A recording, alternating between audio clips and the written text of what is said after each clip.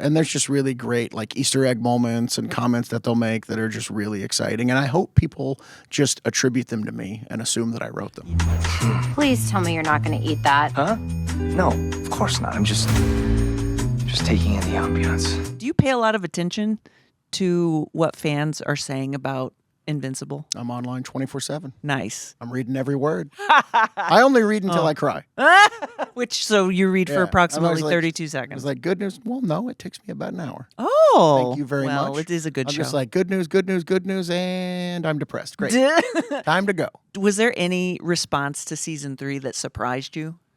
I mean, I don't know. I was very excited by how much people seem to enjoy it.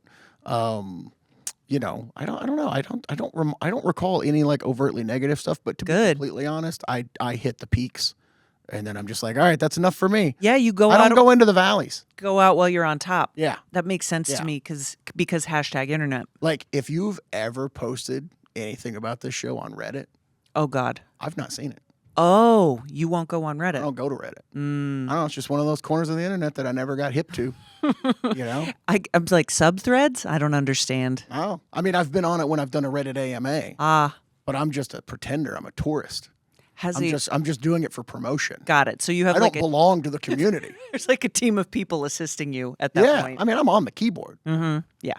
But I don't know where I am. Right. You're just and I'm not drifting around. Like now. That's exactly what I strive for. Great. Is for everyone to be like, what does she have on her head? And what show does she like? And what is happening here? This is how you know you have a serious career. You're like, I'm talking to a person with a severed hand on their head. I oftentimes am like, I am literally getting paid right now. Do you feel like that because you have the greatest job in the world? You create comic books, your video games, I feel very blessed. And yeah, I have the stupidest, like, most fortunate luck ever, and yeah, I'm having a great time. It's really crazy. And am I correct in saying, like, I don't see on your credits as far as shows go? You've correct. And so is that something that you're like not interested in at all? Leave it in the hands of other people you enjoy? When some people see the credit director, when I see the credit director, I see putting on pants to go to worker. Oh, boo. Yeah. And, no thanks. You know, I'm very fortunate. I very rarely have to be somewhere on time. You know, most of my work is done from the house. I mean, especially now in the future. Right. I'm doing voice records with the actors over Zoom. They don't know what I'm wearing below the chest.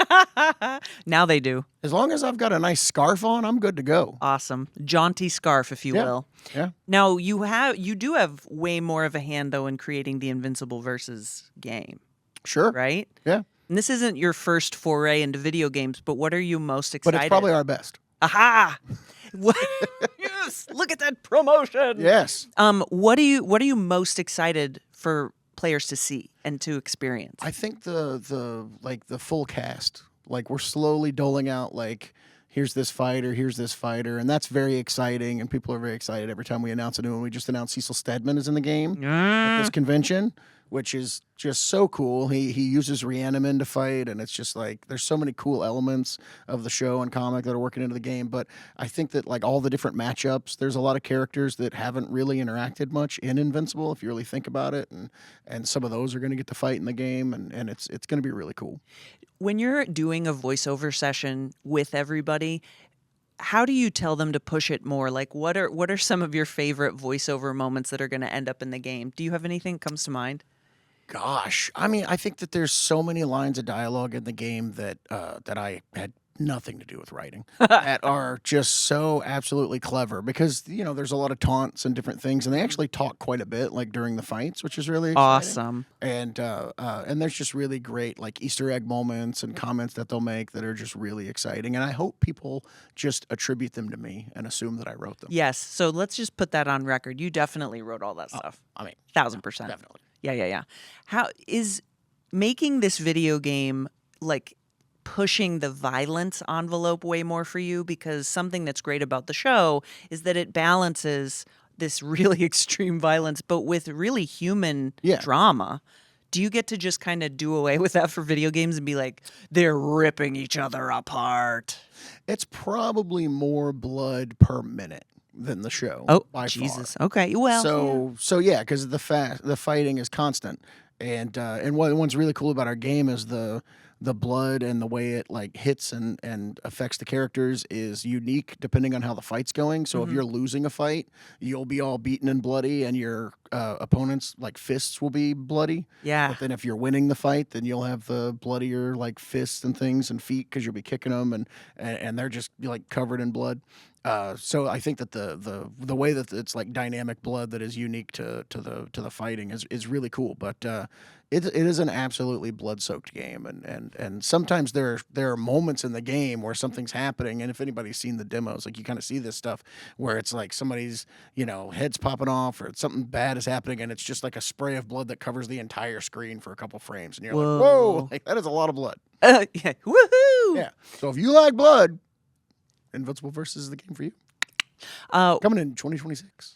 How do you balance that? Going back to what I was saying about the show, like, have you ever said we got to dial this back? We can't be violent here. This is about the drama. This is about the emotion. Well, I don't think Invincible really is a place where we dial back very much. We like to dial up, and I think that a video game is very different than the show. There's a story mode in the video game that's very cool, and it has all those dramatic beats and emotional moments that even out the violence and make the violence worthwhile. That's what we do in the show. The show has those quiet moments where you get to know the characters so that when there is violence, it's impactful and it's got a narrative function and it pushes the story forward. It's never violence for violence sake. And it's kind of the same when you add the story mode into the game.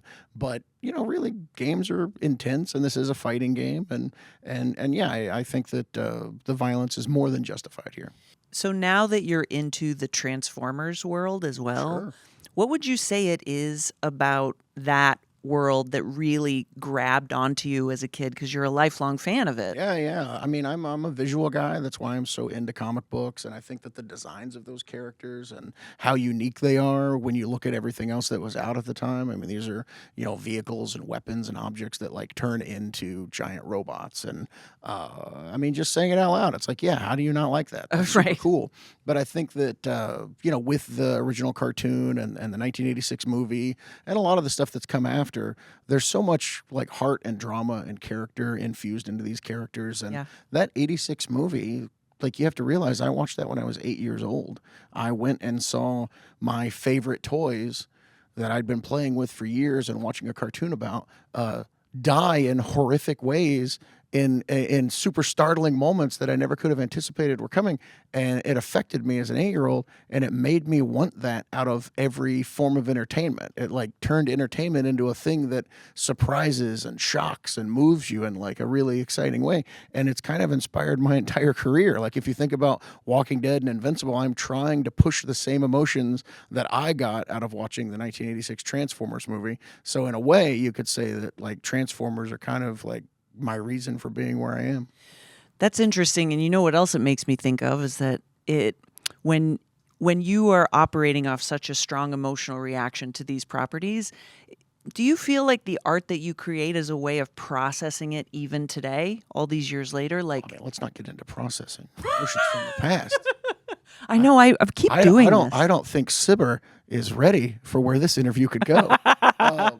But yeah, I mean, I don't know. I think that entertainment is where we go to, have a catharsis and to, feel emotions that aren't necessarily going to affect us in a real way. And I think that that's a great function. It's why people love horror movies, like actually experiencing being scared without having the danger that typically comes along with that in real life. And I think it's great that entertainment's able to provide that. This is very random, but it popped into my head. Do you have a lot of art in your home? I mean, I don't think any more than anyone else, but, Sure, but my wife puts things on the wall I don't understand from time to time, sure. if you have something that you chose that's hanging on the wall, what is it? Like, Oh, what? there's nothing of mine in the house. Are you Interesting. Where do you crazy? keep? With my taste? Are you nuts? Okay, not a You think I decor have a big person. Optimus Prime picture in my living room? You Sort think of. My wife would allow that? Secretly. No. No. Okay. No. I will say I have an original Evil Dead 1 poster in the house, which, if you think about it, is a woman screaming for her life as a hand comes out of the ground and chokes her to pull her into the ground. And like sometimes when when my kids were much younger. They're now 19 and 16 and never talk to me. But when they were much younger, they would bring friends over to the house, and everybody would be like, you know, talking, hanging out, and I'd be like, yeah, there's the woman getting choked and being put underground like on our wall. Like, I guess that's a little weird, I guess. Just kids But, referring to it as Daddy Scary Lady. Sure. Yeah, sure. That actually is very satisfying as a fan. I'm like, oh sure. That's you're processing something there. Where's it kept if it's the only thing you in have? our sitting room. It's like there's a Willy Wonka poster opposite it, or no, actually, I think it's Barry Lyndon now. So yeah, Barry Lyndon and Okay, Evil Barry Dead Lyndon. in the same room. Yeah. Wow. Well, and that I think that describes your work perfectly. You know what? It really does. That's super weird. I never thought about it that way. Oh my God, we finally got there. And that's it. We're gonna wrap up by We're saying, done yeah, already. Robert So plus fast. Barry Lyndon plus Evil Dead equals Invincible. I get. Sounds good. There we go. Wait, Invincible? Invincible. Season 4, March 2026. Who's excited? Next time, I get to wear this every day. I have lots of limbs available for you to wear anywhere you'd Sounds like. great. This guy, I'm pointing at me, this guy kicked Conquest's ass. You remember that? Boom.